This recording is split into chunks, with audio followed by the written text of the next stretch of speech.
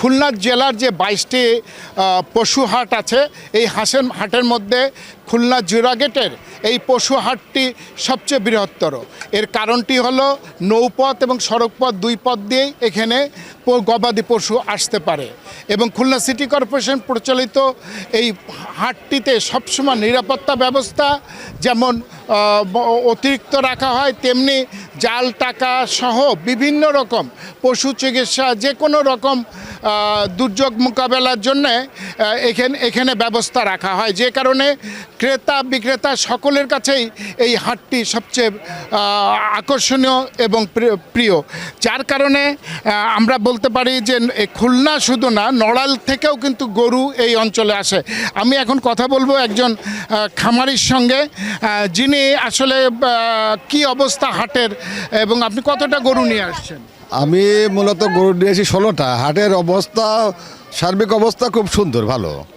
হ্যাঁ, এবং আইন শৃঙ্খলা পরিস্থিতিও খুব ভালো। বেচা কিনাও হচ্ছে, আজকে খুব সুন্দর বেচা কিনা হচ্ছে।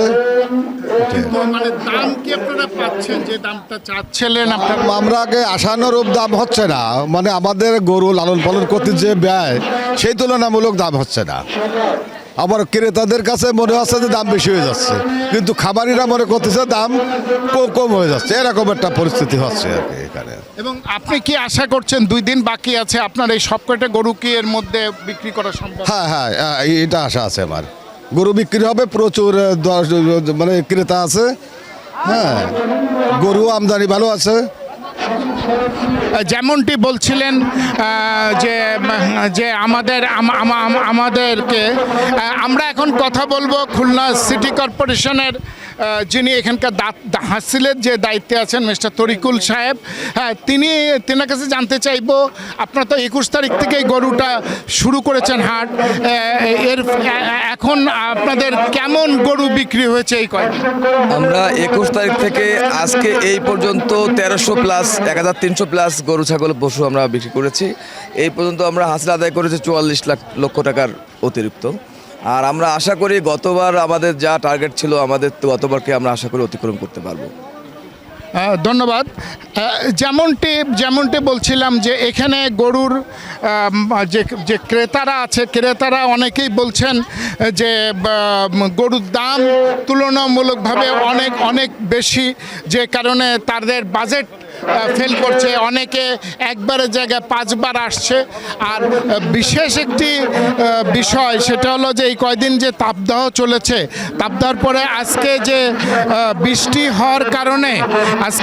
হওয়ার কারণে দুপুরের পর থেকে একটা ঠান্ডা আমেজ, ঠান্ডা আবহাওয়া পরিবেশ বিরাজ করায় যে জিনিসটা হয়েছে যে মানুষ কিন্তু আজকে তুলনামূলকভাবে অনেক বেড়েছে হাটে, এবং যে মানুষের আগমনের পরিমাণ বেশি দেখে বিক্রেতাদের মধ্যেও একটা আনন্দর ছোঁয়া দেখা যাচ্ছে যে তারা আশাবাদী যে তাদের এই গরুগুলো সময় মতন বিক্রি হয়ে যাবে, কারণ এখনও 2 দিন সময় হাতে আছে।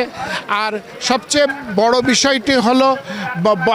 বিষয়টা হলো যে এই হাটটিতে নিরাপত্তার বলয়টা এমনই ভাবে তৈরি করা হয়েছে, যার কারণে ক্রেতা বিক্রেতা উভয় কিন্তু এখন অনেকটা নিশ্চিন্ত মনে তাদের কুরবানির হাট থেকে গরু কিনে তাদের কুরবানি দান করার ক্ষেত্রে একটা বিশেষ ভূমিকা রাখে। যে কারণে খুলনার এই হাটটি বৃহত্তর হওয়ার পিছনে এটাও একটি মূল কারণ। তা আমরা আশা করছি যে ক্রেতা বিক্রেতা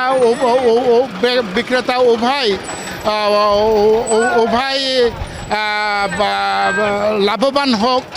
হ্যাঁ, আর কুরবানির অর্থ তো যে অর্থে দাঁড়ায় যে কুরবানি তো কিন্তু আসলে ওই মাংসর হিসাব বা লাভের হিসাব করলে হবে না। এটা হলো আল্লাহর রাস্তায় দান করা।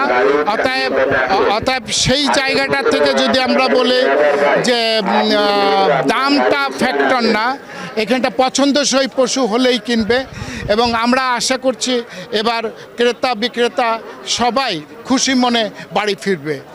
S M Habib, ATN Bangla, Khulna.